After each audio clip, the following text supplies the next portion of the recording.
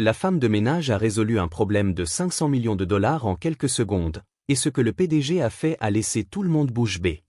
Avant de commencer, dis-nous de quel pays tu nous regardes. Profite de l'histoire. Léonard, considéré comme l'une des personnalités les plus influentes de la tech allemande, restait dans la salle, le regard fixé sur l'écran qui reflétait le désastre. Le projet Vanguard, annoncé comme la plus grande réussite de l'entreprise depuis 10 ans, s'était transformé en une bombe à retardement. S'il échouait, il perdrait non seulement 500 millions de dollars, mais aussi la crédibilité de la société. Léonard se dirigea vers le centre de la pièce. Chacun de ses pas résonnait avec un écho froid sur le marbre, et à chaque résonance, les murmures s'éteignaient. Des gouttes de sueur humectaient les nuques des ingénieurs. Personne n'osait lever les yeux. D'une voix basse, aussi tranchante qu'une lame, Léonard lâcha : « J'ai investi des millions pour que vous soyez ici, et c'est le meilleur que vous puissiez me livrer ?» Un désastre sur l'écran. Personne ne répondit. Le silence était étouffant. Le directeur de l'ingénierie, Antoine Morel, qui auparavant se montrait arrogant et sûr de lui, ne faisait maintenant que fixer sa tablette, incapable de regarder son patron en face. « Nous avons 3 jours pour sauver ce contrat. Si vous échouez, Nexalinx Systems perdra non seulement de l'argent, mais aussi sa bonne réputation. Et croyez-moi, si cela arrive, aucun d'entre vous ne retrouvera du travail, même en lavant les sols, et encore moins dans le domaine de l'intelligence artificielle. » Sur ces mots, Léonard sortit de la salle en claquant la porte, laissant derrière lui une atmosphère imprégnée de désespoir. Alors que les experts s'échangeaient des regards perplexes, une silhouette menue avançait dans le couloir, vêtue d'un uniforme de nettoyage usé. Élise Bernard, serre-balai en main, suivait son trajet la tête baissée. Personne ne faisait attention à elle. Personne ne savait qu'à cet instant précis, elle était devenue la pièce maîtresse pour sauver l'avenir de l'entreprise. En passant devant la salle de réunion, ses yeux verts se fixèrent sur les chiffres sur l'écran. Quelque chose la fit s'arrêter une seconde. À cet instant, elle identifia une erreur qu'aucun des experts n'avait perçue. Elle secoua la tête, comme pour se faire des reproches. Que pouvait-elle faire ? Elle n'était personne dans cet immeuble. Elle continua son chemin, essayant de se convaincre que sa place était derrière un balai et non face à un tableau. Ce qu'elle ne savait pas, c'est que ce petit détail déclencherait une série d'événements qui changeraient non seulement sa vie, mais aussi celle de toute l'entreprise. Ce soir-là, en nettoyant la petite kitchenette des employés, Élise s'arrêta un moment devant la fenêtre. Les lumières de Berlin scintillaient au loin. Elle pensa à son défunt mari, à la façon dont il l'encourageait toujours à poursuivre sa passion pour l'intelligence artificielle. Il lui disait souvent : « Le monde a besoin de gens comme toi, qui voient ce que les autres négligent. » Ces mots lui faisaient mal et en même temps lui donnaient de la force, car bien qu'elle ait été l'une des meilleures étudiantes en IA à l'université, l'accident qui lui avait arraché l'amour de sa vie l'avait aussi obligée à tout abandonner pour élever seule sa fille, Léa. Depuis, chaque soir, elle confiait l'enfant à une voisine de confiance et enfilait l'uniforme gris de nettoyage pour aller travailler chez Nexa Systems. Personne là-bas ne savait qui elle était vraiment. Personne n'imaginait que cette femme qui portait un balai avait un jour été considérée comme une promesse universitaire. À 3 heures du matin, en poussant son chariot de nettoyage dans le couloir, elle repassa devant la salle de réunion. La lumière était toujours allumée. Le tableau était encore couvert d'équations. Elle s'arrêta, le cœur battant fort. « Entre », lui chuchotait une voix intérieure. « Prouve que tu es toujours cette femme capable de résoudre ce que les autres ne peuvent pas. » Mais la raison la tirait en arrière. « Non, Élise, ce n'est plus ta place. » Elle serra le manche du balai et continua. Cependant, quelques heures plus tard, quand elle repassa au même endroit, ses pas s'arrêtèrent net. C'était comme si une force supérieure l'obligeait à entrer. Elle lâcha le balai et ouvrit la porte. Le silence l'enveloppa. Le tableau était couvert de symboles emmêlés. Élise s'approcha lentement, prit un marqueur rouge et se mit à étudier chaque ligne avec le regard concentré de quelqu'un qui avait autrefois vécu parmi les équations. C'est alors qu'elle la vit, une erreur si minuscule et si grave qu'elle n'arrivait pas à y croire. « Incroyable », murmura-t-elle, sans y penser à 2 fois, elle corrigea la formule. Le mouvement de sa main n'était pas celui d'une agent d'entretien, mais de quelqu'un qui avait autrefois enseigné à l'université. En quelques minutes, le chaos du tableau se transforma en clarté. Elle se permit un sourire. Juste à ce moment, sans qu'elle s'en aperçoive, Léonard observait depuis la pénombre du couloir. Ses yeux gris ne perdaient pas un seul de ses gestes. Élise sortit de la salle sans savoir qu'elle venait de sauver un projet d'un demi-milliard de dollars et qu'elle venait aussi d'entrer dans le radar de l'homme le plus puissant de Nexalink Systems. Léonard entra, puis toucha les formules corrigées du bout des doigts, comme pour s'assurer qu'elles étaient réelles. Il transféra le tout sur sa tablette, exécuta la simulation et resta figé. Le système affichait une amélioration de 58%, un résultat que ses experts n'avaient jamais atteint. À cet instant, il comprit deux choses. Qu'il avait été témoin de quelque chose d'extraordinaire et que la femme en uniforme gris pouvait être à la fois la plus grande opportunité et la pire menace de sa vie. Le marqueur rouge brillait encore sur le tableau lorsque Léonard quitta le couloir et entra dans la salle. Les équations corrigées semblaient constituer une nouvelle carte, propre et compréhensible. Le directeur général n'était pas du genre à faire facilement confiance, mais les résultats ne mentaient pas. Cette femme avait fait ce qu'une armée d'ingénieurs n'avait pas pu faire. Il regarda à nouveau le tableau. Ses lèvres esquissèrent une grimpe presque imperceptible. C'était une découverte si inattendue qu'elle le mettait mal à l'aise. Qui était vraiment cet agent d'entretien? À ce moment, la porte s'ouvrit brusquement. Antoine Morel entra avec un café à la main. Il resta paralysé en voyant Léonard à l'intérieur, en train d'examiner les formules. « Tout va bien, monsieur Quiet ?» demanda-t-il nerveusement. Léonard le regarda fixement, de sa voix froide et contrôlée. « Dis-moi, Antoine, es-tu absolument certain que ton équipe a vérifié chaque ligne de cet algorithme ?» Antoine eut un rire bref, essayant de paraître sûr de lui. « Bien sûr, nous sommes les meilleurs ingénieurs de Nexalink Systems. Personne n'aurait pu faire un meilleur travail. » Léonard fit un pas vers lui, les yeux plissés. « Alors, explique-moi pourquoi une femme de ménage a pu trouver une erreur critique que vous avez négligée ?» Le café dans la main d'Antoine trembla. « Que dites-vous » ? Une agent d'entretien, pour être précise. Elle l'a corrigé, juste ici. Léonard pointa les traits rouges sur le tableau. Je l'ai testé. Les performances du système ont augmenté de près de 60%. Antoine resta sans voix. Son visage rougit d'humiliation. Il sentit un abîme s'ouvrir sous ses pieds. Léonard se pencha légèrement, juste assez pour que ses mots soient un couteau planté dans son orgueil. Demain, je veux que tu expliques comment ton équipe a pu passer à côté d'une erreur aussi simple et coûteuse. Tiens-toi prêt. Léonard sortit, laissant Antoine seul avec la rage qui lui bouillonnait dans la poitrine. Il regarda le tableau, les corrections en rouge brillant comme une gifle directe à son ego. Sa respiration devint lourde. Ses mains se serrèrent en poing. « C'est impossible, murmura-t-il. Je ne vais pas permettre qu'on m'humilie à cause d'une simple femme de ménage. » Le ressentiment commença à croître en lui comme un poison. À l'aube, les couloirs de Nexalink Systems étaient chargés de rumeurs. L'histoire de l'agent d'entretien qui avait corrigé l'algorithme volait de bouche en bouche, bien que personne ne sût exactement ce qui s'était passé. Dans la salle de réunion, Léonard s'assit à la tête de la table. À sa grande surprise, il plaça une chaise vide à côté de lui. Quelques minutes plus tard, la porte s'ouvrit et Élise Bernard entra, vêtue de vêtements simples mais propres. Son cœur battait la chamade sous le poids de tous les regards braqués sur elle.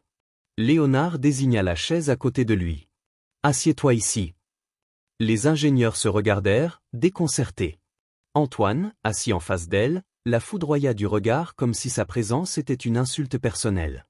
Léonard parla sans détour. « Aujourd'hui, j'ai invité Élise Bernard.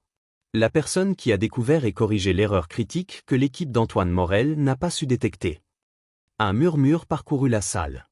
Certains la regardaient avec curiosité, d'autres avec incrédulité. Antoine se pencha en avant avec un sourire chargé de mépris. « Sérieusement, monsieur Quiet, allons-nous nous baser sur le travail d'une agent d'entretien sans diplôme, sans qualification? C'est absurde. » Quelques-uns rirent sous cape.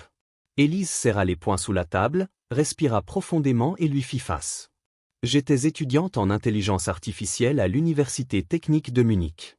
J'étais sur le point d'obtenir mon diplôme quand un accident a changé ma vie et m'a obligé à tout abandonner. » Sa voix était sereine, mais ses yeux verts brillaient de détermination. « Peut-être que cela vous dérange que quelqu'un comme moi ait vu ce que votre équipe n'a pas vu. » Le silence remplit la salle. Antoine resta figé, ne s'attendant pas à cette réponse. Léonard hocha lentement la tête. « Élise, explique-nous ce que tu as fait. » Elle se leva, prit le marqueur rouge et s'approcha du tableau. Elle dessina les formules avec assurance, parlant avec clarté. Le problème était qu'une variable était traitée comme linéaire alors qu'elle devait être non linéaire. C'était comme essayer de mesurer une courbe avec une règle droite. Il a suffi de la remplacer par une fonction sigmoïde et le système s'est stabilisé, augmentant les performances de 58%. Il y eut des murmures d'étonnement. Certains ingénieurs approuvèrent de la tête malgré eux. Antoine, en revanche, se leva abruptement. « C'est ridicule », grogna-t-il. Une erreur comme celle-ci ne définit pas tout le projet. Nous ne pouvons pas faire confiance à une femme sans expérience réelle pour avoir la solution. Élise le regarda droit dans les yeux. Il ne s'agit pas de diplôme, monsieur Morel, il s'agit de résultats. Et les résultats sont là. Léonard frappa doucement la table, mettant fin à la discussion. Antoine, ça suffit. Les faits sont clairs. Antoine s'affala sur sa chaise, la rage brûlant en lui. Extérieurement, il fit semblant de se taire, mais intérieurement, il jura de faire payer Élise. Les jours suivants furent un enfer pour elle. Dans les couloirs, les sourires cordiaux disparurent. Les ingénieurs cessèrent de répondre à ses questions ou le firent avec brusquerie. Lors des réunions, Antoine oubliait, de l'inviter ou interrompait chacun de ses mots. Malgré tout, Élise tint bon. Chaque soir, en rentrant dans son petit appartement, elle serrait sa fille de 6 ans, Léa, dans ses bras et lui souriait, même si elle était brisée à l'intérieur. Léa, avec ses petits yeux bleus, lui disait toujours « Maman, tu es la plus intelligente du monde ». Et ces mots lui donnaient assez de force pour revenir le lendemain. Un soir, alors qu'elle se servait un café dans la kitchenette, Antoine apparut à la porte. Son regard était froid, menaçant. « Tu sais quoi, Élise » dit-il d'une voix basse mais chargée de venin. « Nexalinck n'est pas faite pour des gens comme toi. Tu devrais retourner à ton balai. C'est ta place. » Élise leva les yeux, fatiguée mais ferme. « Monsieur Morel, votre guerre contre moi n'aide pas l'entreprise. Si vous y teniez vraiment, vous vous consacreriez à résoudre des problèmes, pas à essayer de me détruire. » Antoine sourit avec mépris. « Si tu ne pars pas de ton plein gré, je veillerai à ce que tu regrettes d'avoir mis un pied ici. » Sur ce, il tourna les talons et sortit, laissant derrière lui un air glacial. Élise resta seule dans la kitchenette, le cœur serré. Elle savait que cette bataille ne faisait que commencer et que, malgré sa peur, elle ne pouvait pas abandonner, pas seulement pour elle, mais pour Léa. Les jours chez Nexa Systems devinrent de plus en plus lourds pour Élise. Son enthousiasme initial s'éteignit peu à peu sous le poids des regards froids, des murmures dans son dos et des interruptions constantes d'Antoine lors de chaque réunion. Il y avait des soirs où elle restait seule dans un petit bureau, regardant l'écran vide, les yeux pleins de fatigue. Elle se souvenait de ses années à l'université, quand elle avait des amis qui croyaient en elle, des professeurs qui l'encourageaient et un avenir qui semblait prometteur. Maintenant, tout cela lui semblait être un rêve lointain. Un de ces soirs, elle ouvrit le tiroir de son bureau et sortit une photo de Léa. La fillette souriait, tenant une peluche. Élise caressa la photo du doigt, sentant un nœud se former dans sa gorge. Elle se rappela les mots empoisonnés d'Antoine, « Si tu ne pars pas de ton plein gré, je veillerai à ce que tu regrettes. » Les larmes lui brûlèrent les yeux. Elle prit une feuille, respira profondément et écrivit une lettre brève. Sa démission. Le lendemain matin, alors que la ville se réveillait, Élise déposa l'enveloppe sur le bureau de Léonard. Puis elle rassembla ses quelques affaires en silence et quitta le bâtiment avant l'arrivée des autres employés. Chaque pas vers la sortie lui faisait mal, comme si elle laissait derrière elle une partie d'elle-même. La rumeur se répandit rapidement. Quand Antoine l'apprit, il sourit, satisfait. « Enfin » murmura-t-il. C'est ce qui arrive à ceux qui se mêlent de ceux qui ne les regardent pas. Pour lui, la bataille était gagnée, mais il ignorait que la véritable guerre ne faisait que commencer. Dans son bureau, Léonard resta immobile devant la lettre. Bien qu'il eût toujours été froid, cette fois, une sensation de vide le frappa avec force. Il se souvint d'Élise face au tableau, corrigeant avec calme ce que personne n'avait réussi à faire en des mois. Il se souvint de sa réponse ferme à Antoine, son regard direct, sa clarté pour expliquer. Maintenant, sans elle, le projet s'effondrait à nouveau. Les ingénieurs étaient retournés à leurs méthodes alambiquées. Les résultats étaient médiocres et le temps jouait contre lui. Léonard sortit de la salle de réunion un après-midi, frustré, et resta à regarder le tableau couvert d'équations confuses. Il passa la main sur un coin encore marqué par les restes du trait rouge d'Élise. À cet instant, il comprit quelque chose qu'il ne voulait pas admettre. La vraie valeur de cette femme ne résidait pas seulement dans ses connaissances, mais dans sa capacité à voir ce que les autres négligeaient. Déterminé, il décrocha son téléphone et dit avec fermeté, « Localisez Élise Bernard. Je veux la voir dès que possible. » Le message parvint à Antoine, qui se trouvait dans son bureau. Il l'entendit de la bouche d'un assistant et le sang se glaça dans ses veines. « Quoi » demanda-t-il, la rage contenue. « Monsieur qui veut la faire revenir ?» L'assistant acquiesça. Antoine ferma la porte avec force et serra les poings. « Non, je ne vais pas permettre qu'elle revienne. » Sa colère se transforma en une peur profonde. Il savait que si Élise revenait, sa propre position serait en danger. Pendant ce temps, dans un modeste appartement berlinois, Élise essayait de convaincre Léa que tout allait bien. Elle avait préparé des pâtes, mais elle y touchait à peine. Léa, avec son visage innocent, la regardait avec inquiétude. « Maman, pourquoi es-tu triste ?» demanda la fillette en jouant avec sa fourchette.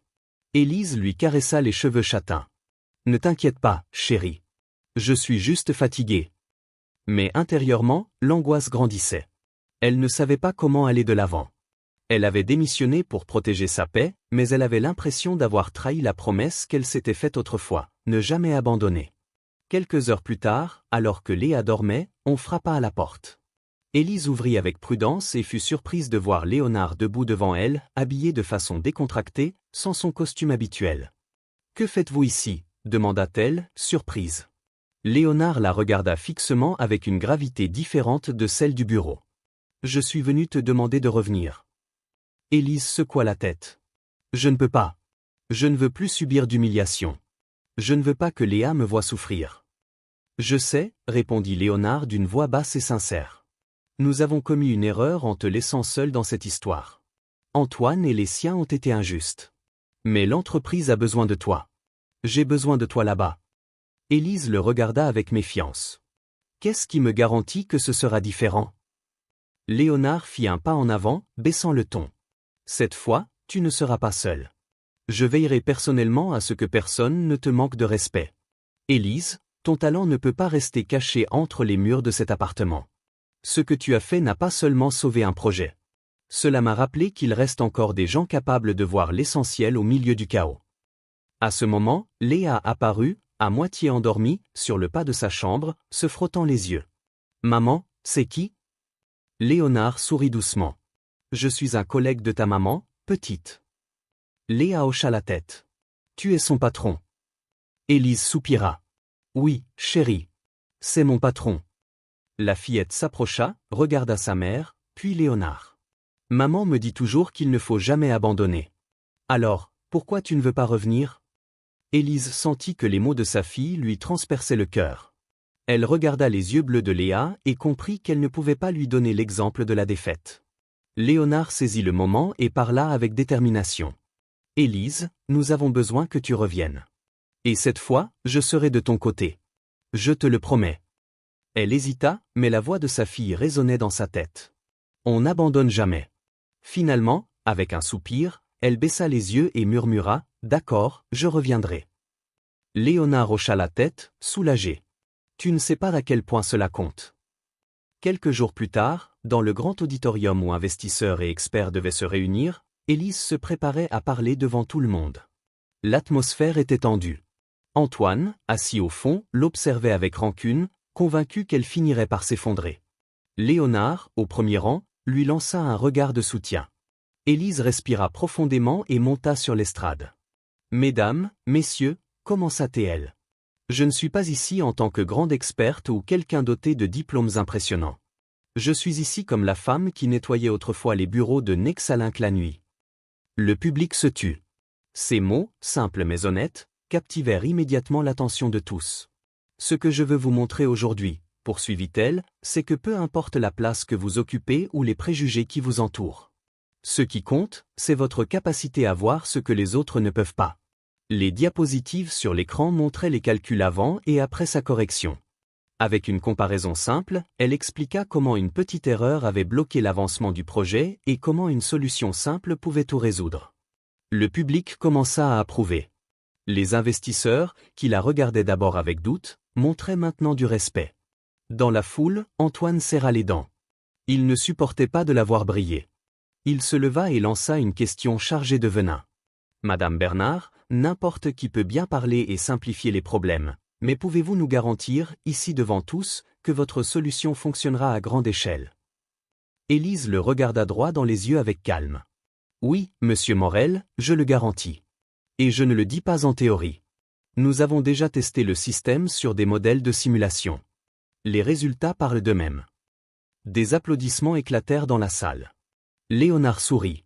Antoine, quant à lui, sentit le sol se dérober sous ses pieds, mais au plus profond de son cœur, il jura qu'il ne se reposerait pas avant de l'avoir détruite. Pause pour l'interaction. Écrivez le mot « strudel » dans la section des commentaires. Seuls ceux qui sont arrivés jusqu'ici comprendront. L'auditorium croula sous les applaudissements. Investisseurs, ingénieurs et même certains membres de la direction se levèrent. Élise, debout sur l'estrade, sentit un nœud dans la gorge en voyant ceux qui l'avaient méprisé la regarder maintenant avec respect. Léonard, assis au premier rang, l'observait avec un mélange de fierté et de soulagement. Pour la première fois depuis longtemps, il voyait quelqu'un capable de redonner un sens à l'entreprise. Pendant ce temps, au fond de la salle, Antoine Morel serrait les poings. Chaque applaudissement était un coup direct porté à son ego. La femme qu'il avait tenté d'effacer non seulement tenait bon, mais brillait de mille feux. Quand la présentation prit fin, Élise descendit de l'estrade sous des applaudissements qui semblaient interminables. Léonard se leva pour lui serrer la main. « Tu as été excellente », lui dit-il à voix basse. « Merci », acquiesça Élise, le cœur toujours battant. « Même si je sais que ce n'est pas encore fini. » Le lendemain matin, au siège de Nexalinx Systems, une réunion générale fut convoquée. La salle était bondée d'employés de tous niveaux. L'atmosphère était chargée d'attente. Léonard monta sur l'estrade. Sa voix résonna avec la force de quelqu'un qui n'a pas peur de prendre des décisions drastiques. Hier, lors de la rencontre avec les investisseurs, nous avons été témoins de quelque chose qui a changé le cours de cette entreprise. Une femme qui a commencé par le nettoyage a démontré que la vraie valeur ne se mesure pas au diplôme, mais au résultat. La salle devint silencieuse. Antoine, assis au premier rang, baissa les yeux, sachant ce qui allait venir. C'est pourquoi, continua Léonard, je suis fier d'annoncer qu'Élise Bernard est nommée conseillère créative senior chez Nexa Systems. Un tonnerre d'applaudissements parcourut la salle. Certains employés qui avaient évité Élise auparavant se levèrent pour l'applaudir. Elle, rougissante, avait du mal à y croire. Léonard, cependant, n'avait pas terminé. Son regard se durcit lorsqu'il s'adressa à Antoine. Mais nous devons aussi reconnaître nos erreurs. Le manque de respect envers Élise ne peut se répéter dans cette entreprise. Antoine Morel, ton attitude envers elle a été non seulement inacceptable, mais elle a mis en péril la réputation de Nexalinx. Tous tournèrent la tête vers Antoine. Il se leva, pâle, la gorge sèche. Le silence pesait comme une chape de plomb. Léonard soutint son regard, l'obligeant à parler. Antoine avala sa salive, et d'une voix forcée, dit « Je souhaite présenter mes excuses à mademoiselle Bernard. Mes paroles et mes actes ont été offensants et ont nui à l'atmosphère de travail. J'espère que vous pourrez me pardonner. » Élise le regarda avec sérénité. Elle ne sourit pas, mais ne montra pas non plus de rancune. « J'accepte vos excuses, » répondit-elle calmement. « Et j'espère qu'à partir de maintenant, nous pourrons vraiment travailler pour le bien de l'entreprise. » L'auditorium explosa à nouveau en applaudissements. Antoine se rassit, le visage brûlant d'humiliation, tandis qu'à l'intérieur, il bouillonnait de haine. Il savait que ces mots n'étaient pas nés de la sincérité, mais de l'obligation. Une fois la réunion terminée, Léonard s'approcha d'Élise. « Je sais que ça n'a pas été facile pour toi, » lui dit-il à voix basse. « Mais tu as donné un immense exemple à tous. » Elle le regarda, fatiguée mais ferme. Je l'ai fait parce que je ne veux pas que Léa grandisse en pensant qu'elle doit baisser la tête face à l'injustice. Léonard hocha la tête, impressionné par la force de ses mots. Ce même jour, Antoine s'enferma dans son bureau. À peine la porte fut-elle fermée que sa façade de calme se brisa. Il frappa le bureau de ses poings encore et encore. Non, c'est impossible que cette femme m'ait humilié ainsi devant tout le monde. Il s'effondra sur sa chaise, respirant avec difficulté. L'image d'Élise, recevant des ovations, le hantait comme un cauchemar. Je dois la détruire, quoi qu'il en coûte. Il commença à ourdir des plans. Il savait qu'affronter Léonard directement était un suicide. Mais s'il parvenait à faire commettre une erreur à Élise, même minime, il pourrait reprendre le contrôle. Ce soir-là, Élise rentra chez elle épuisée, mais heureuse de rapporter une nouvelle différente. Léa courut l'embrasser dès qu'elle ouvrit la porte. « Maman, comment ça s'est passé ?» Élise sourit et s'accroupit pour la regarder dans les yeux. « Très bien, chérie. Aujourd'hui, On m'a donné un nouveau poste dans l'entreprise. Les yeux de Léa brillèrent d'émotion. Vraiment? Je te l'avais dit, maman. Tu es la plus intelligente de toutes. Élise rit et la serra fort dans ses bras. À cet instant, elle réalisa que tous les efforts en valaient la peine, ne serait-ce que pour voir ce sourire sur le visage de sa fille. Quelques minutes plus tard, elle sortit sur le petit balcon de l'appartement. Léonard était là, qui était passé pour la féliciter personnellement. « Excuse-moi de débarquer comme ça, dit-il, un peu mal à l'aise. Je voulais juste te dire que je suis fier de ce que tu as fait aujourd'hui. » Élise le regarda, surprise. Elle ne s'attendait pas à le voir dans un cadre si différent des couloirs de Nexalinck. « Merci, Léonard. Même si je ne peux m'empêcher de penser à ce qui vient après. Antoine ne restera pas tranquille. »« Je sais, » admit Léonard, « mais cette fois, tu ne seras pas seul. » Ils restèrent un moment en silence, regardant les lumières de Berlin au loin. C'était la première fois qu'Élise voyait un côté plus humain chez cet homme connu pour sa dureté. Le lendemain, au bureau, l'ambiance semblait différente. Plusieurs personnes qui l'avaient ignorée auparavant la saluaient maintenant avec respect. Cependant, Antoine ne cessait de l'observer à distance, ses yeux chargés de rancune. Lors d'une réunion d'équipe, Élise présenta de nouvelles idées pour simplifier une partie du système d'IA. La plupart écoutèrent avec intérêt, mais Antoine l'interrompit brutalement. « Cela semble joli en théorie, mais en pratique, ça ne marchera pas. » Élise le regarda avec sérénité. « Proposons de faire des tests pour le vérifier. » Antoine se tendit, mais ne répondit pas. Il savait qu'un nouveau résultat positif serait un autre coup pour lui. Léonard, assis à la table, intervint. « Nous ferons les tests. Et je veux qu'ils soient exactement selon la méthode qu'Élise a proposée. » Les yeux d'Antoine brillèrent d'une rage contenue. Il feignit d'accepter, mais intérieurement, il jura de trouver un moyen de la saboter. Pendant ce temps, dans le petit appartement d'Élise, la vie avec Léa restait son refuge. Chaque soir, après le dîner, la mère et la fille faisaient un puzzle ou lisaient une histoire ensemble. Ces moments simples rappelaient à Élise pourquoi elle se battait, pas seulement pour sa carrière, mais pour donner à sa fille un exemple de courage. Cependant, elle ne pouvait ignorer l'ombre qu'elle sentait derrière chacun de ses pas. Antoine ne s'arrêterait pas. Et même si Léonard lui avait promis son soutien, au fond d'elle, elle savait qu'une tempête plus forte que ce que tous imaginaient se préparait. Les semaines suivantes chez Nexalinck Systems devinrent un champ de mine pour Élise. Bien qu'elle ait été reconnue publiquement, l'atmosphère restait tendue. Certains ingénieurs la soutenaient en silence, d'autres l'évitaient par peur de tomber en disgrâce auprès d'Antoine, et quelques-uns s'étaient joints à lui pour l'isoler. Antoine, quant à lui, avait commencé à manigancer en secret. Il feignait la cordialité devant Léonard et le reste de la direction, mais en privé, il instruisait son équipe la plus proche pour compliquer la tâche d'Élise. « Je veux que vous ignoriez ces emails », ordonna-t-il un après-midi à voix basse. « Si elle demande des données, livrez-les en retard ou incomplètes. Si elle présente un rapport, cherchez le moindre détail pour le remettre en question. Nous ne lui laisserons aucun répit. » Les ingénieurs qui lui étaient loyaux approuvèrent, bien que certains aient eu des doutes dans les yeux. Antoine ne tolérait aucune question. Celui qui n'est pas d'accord peut faire son paquet.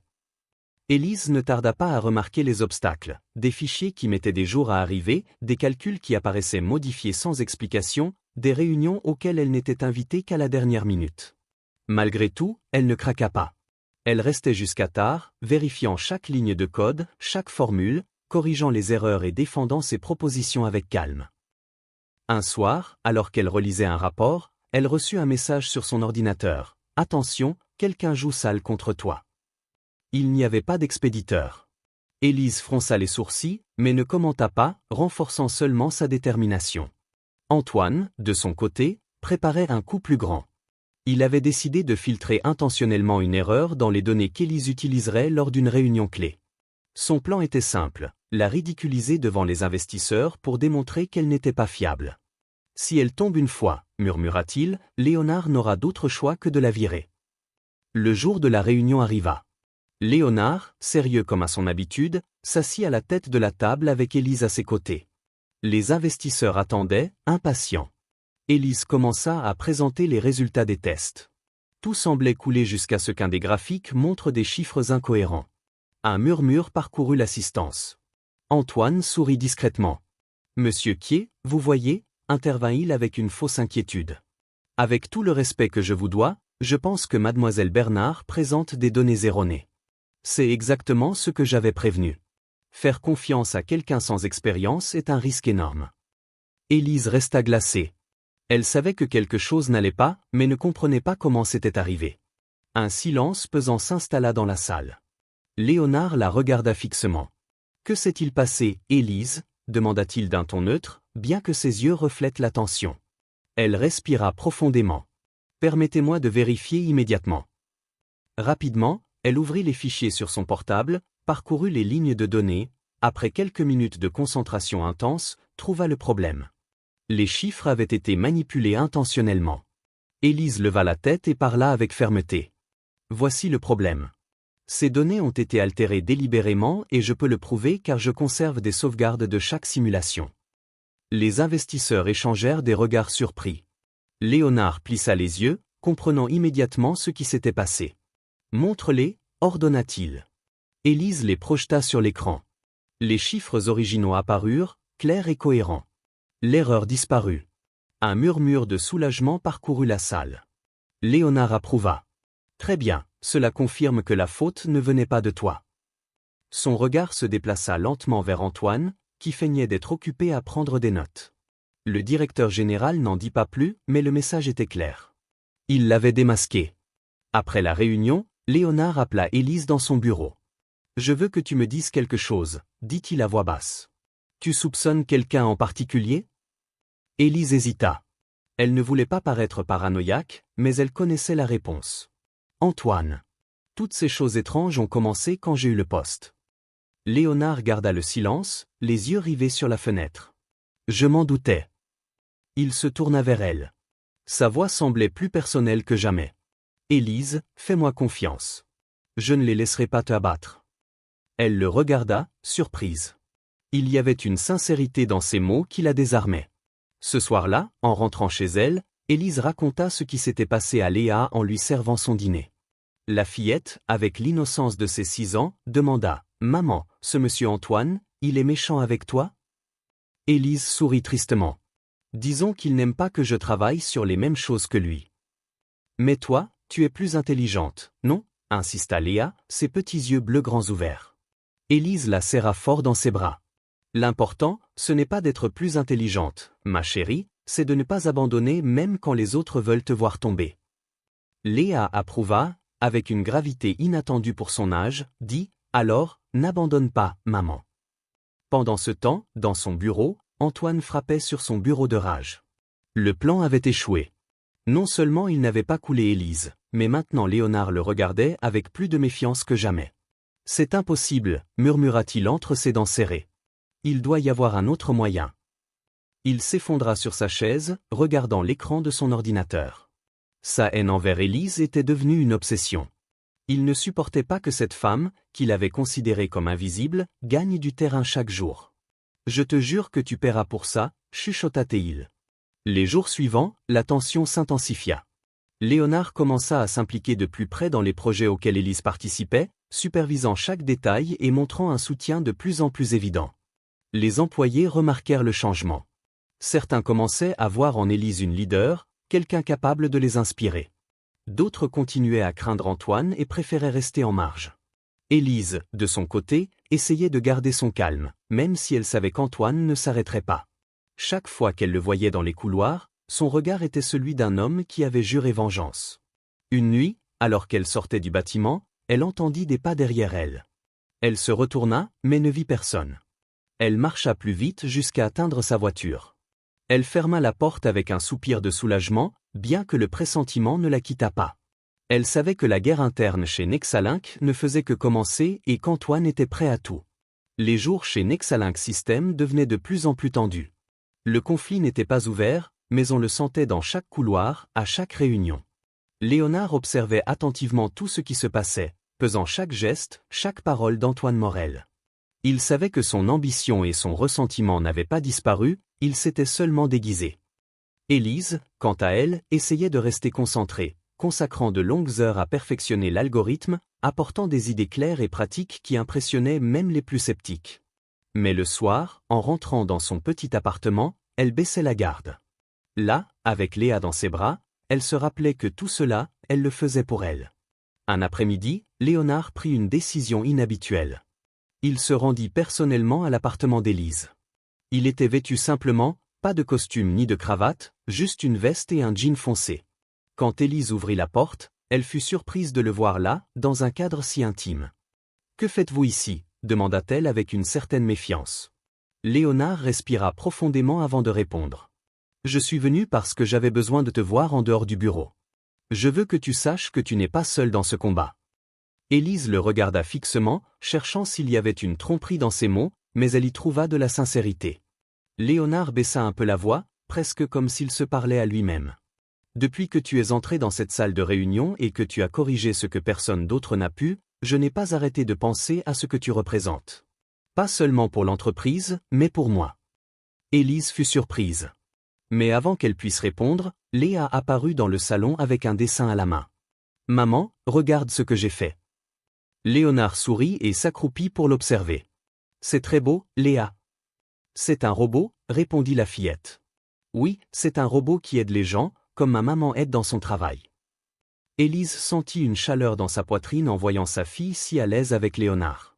Pour la première fois, elle le vit non pas comme le patron distant, mais comme un homme capable de tendresse.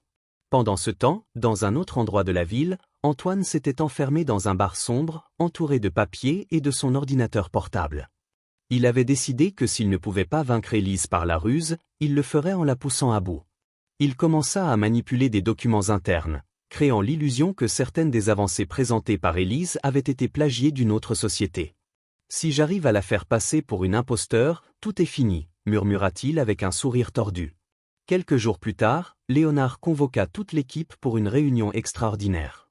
Il avait détecté des irrégularités dans certains rapports et voulait les éclaircir. Élise était nerveuse, non pas parce qu'elle doutait de son travail, mais parce qu'elle pressentait que cela portait la marque d'Antoine. La salle se remplit.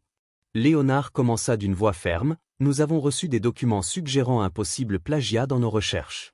C'est grave.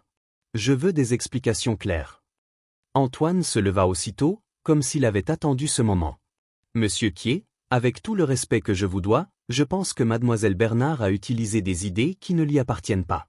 Voici les preuves. » Il posa plusieurs dossiers sur la table. Certains ingénieurs murmurèrent entre eux. Élise sentit tous les yeux se poser sur elle. Elle avala sa salive, mais resta droite. « Permettez-moi de voir ces documents. » Elle les prit, les examina rapidement et remarqua quelque chose d'étrange. Les horodatages ne correspondaient pas. Elle conservait toujours des copies sur un disque externe avec des journaux détaillés. « Ce sont des faux », déclara-t-elle calmement. « J'ai les sauvegardes pour le prouver. » Léonard approuva. « Alors montre-les. » Élise connecta sa mémoire externe et projeta les fichiers. Là se trouvaient les dates, les heures et chaque modification effectuée. Tout coïncidait parfaitement. Les prétendus plagiats n'étaient qu'un montage. Un silence lourd tomba sur la salle. Léonard regarda lentement Antoine. « Une explication » Antoine se tendit, mais répondit avec audace. « C'était peut-être un malentendu.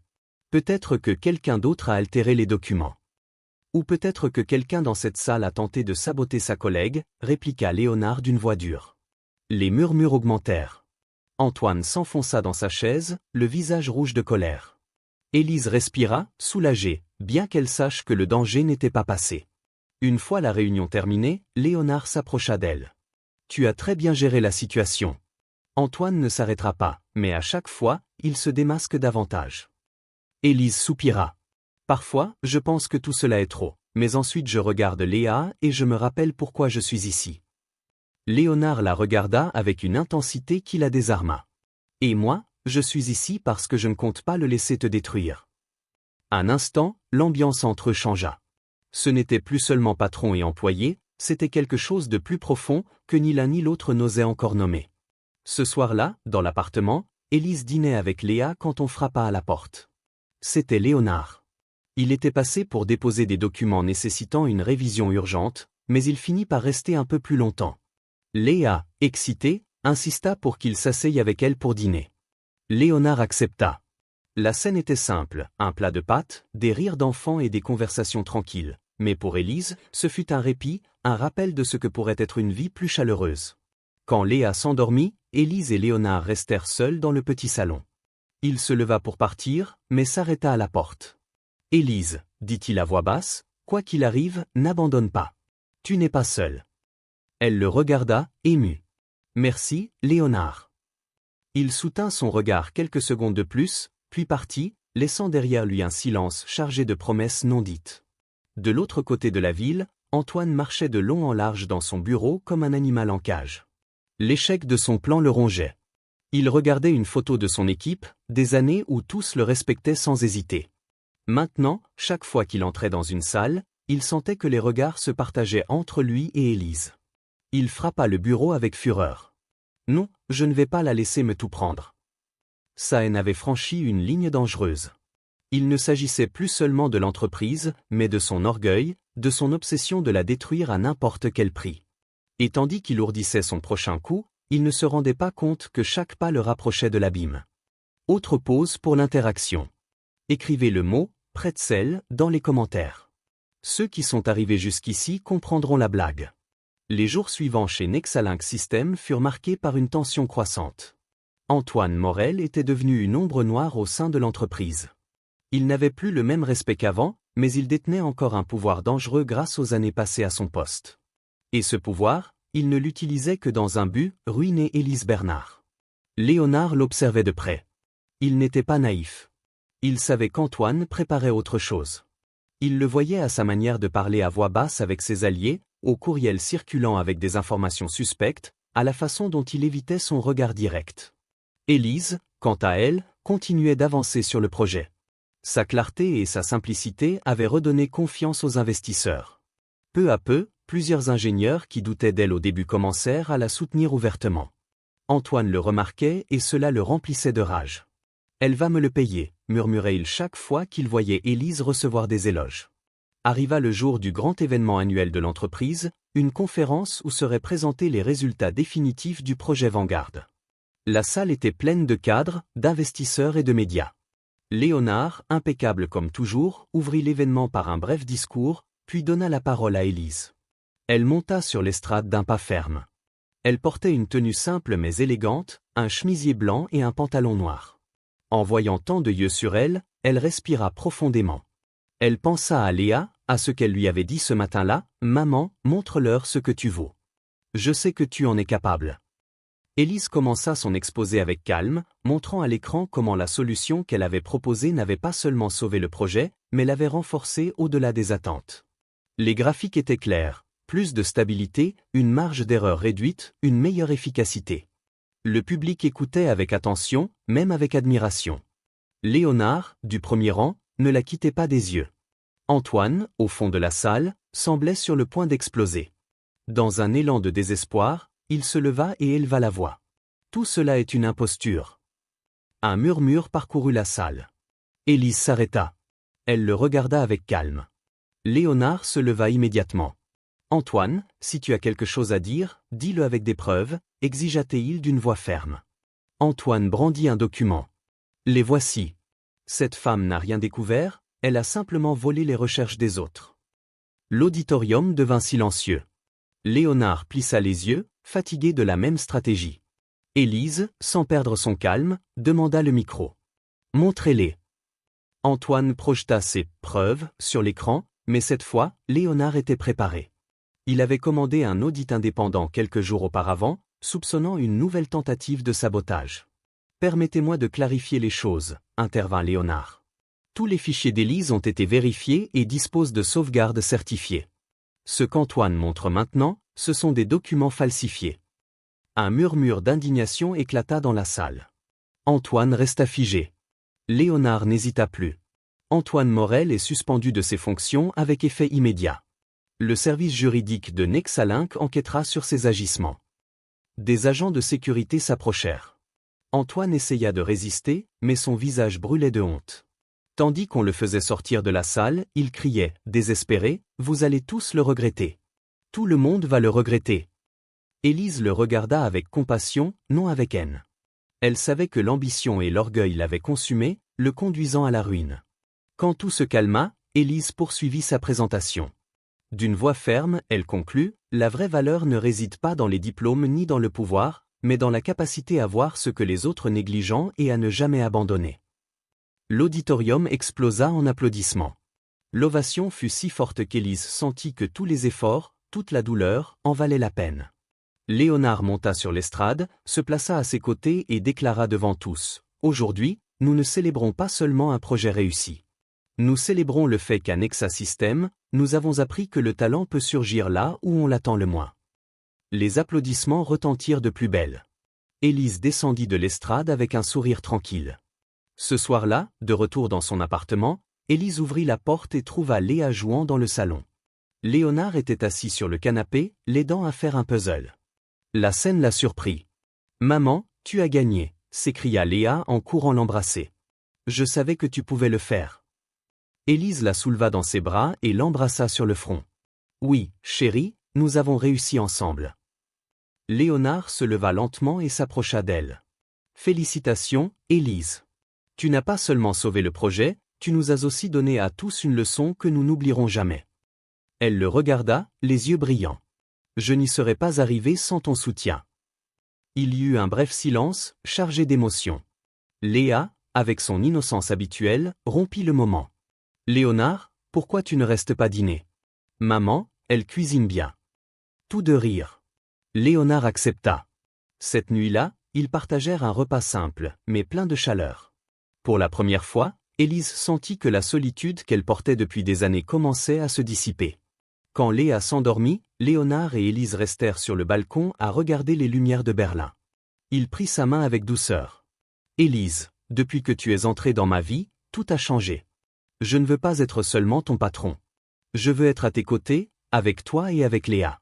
Quoi que l'avenir nous réserve. » Élise le regarda avec des larmes retenues. « Vous le pensez vraiment ? » « Oui, » répondit Léonard avec fermeté. « Je veux fonder une famille avec vous. » Elle se tut quelques secondes, puis sourit et serra sa main. « Alors, avançons ensemble. » Léonard la serra fort dans ses bras.